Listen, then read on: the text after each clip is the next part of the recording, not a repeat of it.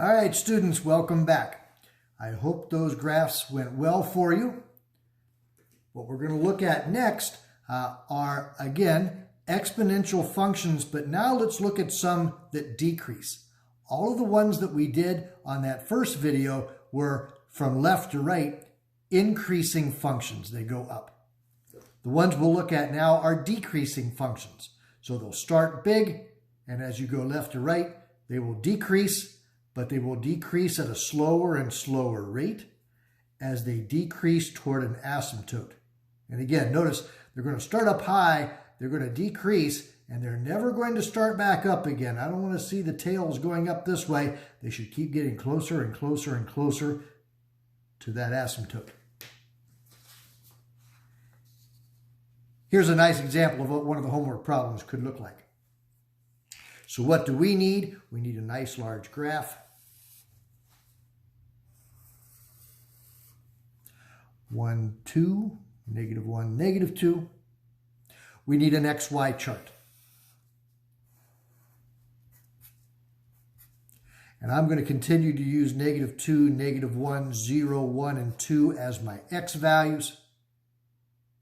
And I'll plug these in one at a time to get the Y values that go with them.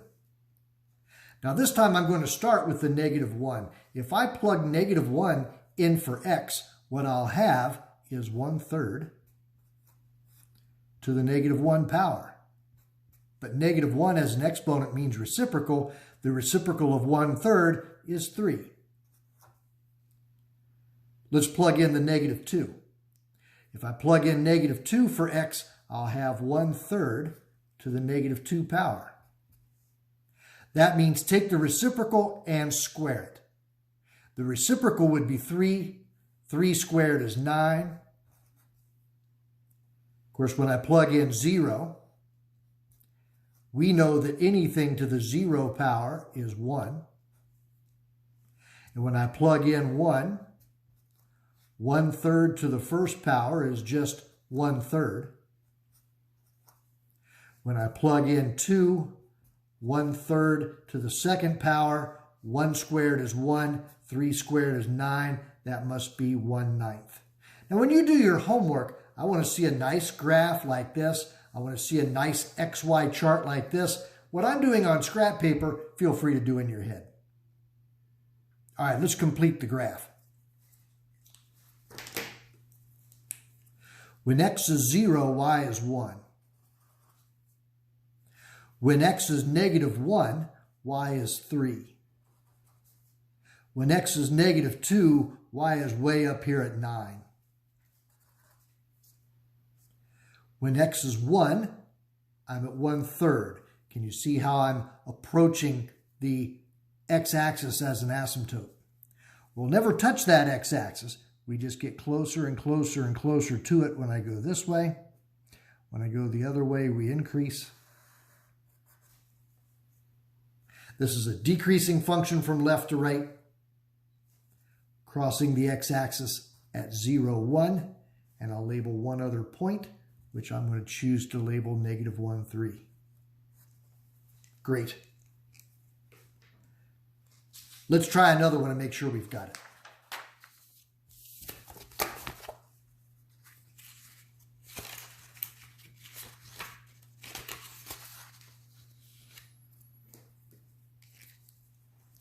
Here's my graph.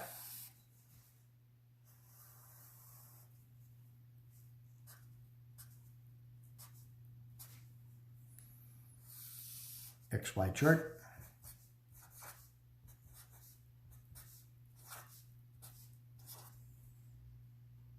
And plug in values. Let's plug in the -1, which will give me 1/6 to the -1 power. That means the reciprocal of 1/6. Plug in -2. 1/6 to the -2 means take the reciprocal and square it. The reciprocal is 6. 6 squared is 36. Plug in 0. Anything to the 0 power is 1. Plug in 1.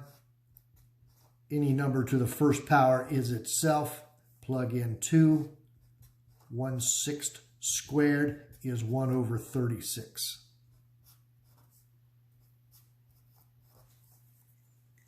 And then we'll plot the points. Here's 0, 1.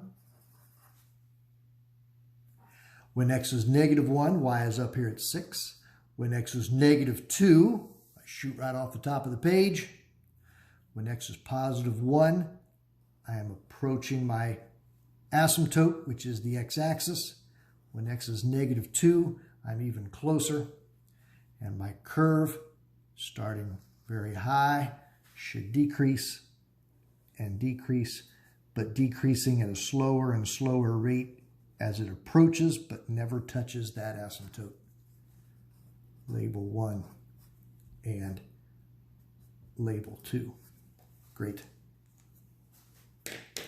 Let's do one final problem now that has a different asymptote. Here's my graph.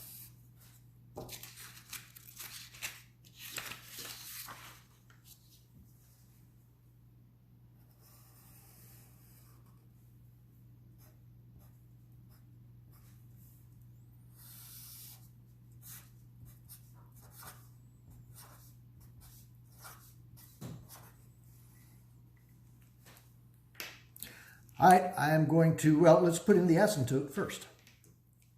Because I have this plus 3 right here, I can put a horizontal asymptote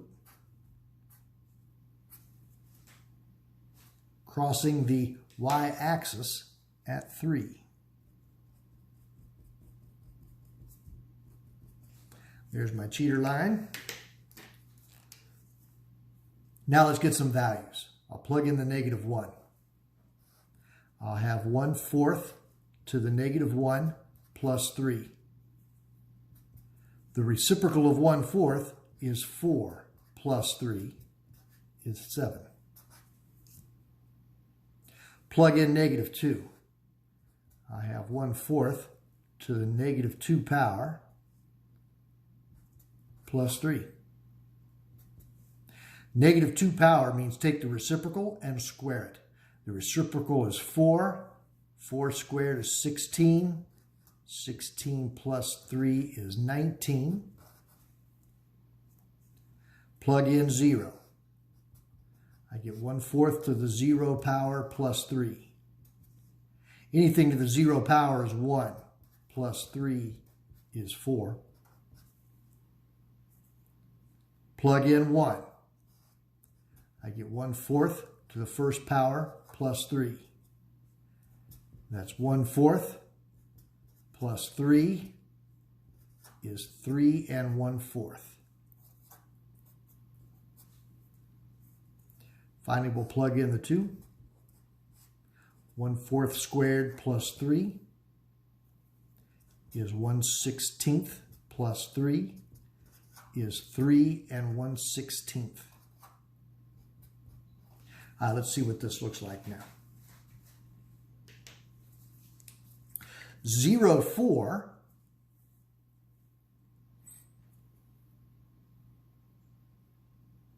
0, 4 is here. When x is negative 1, y is at 7.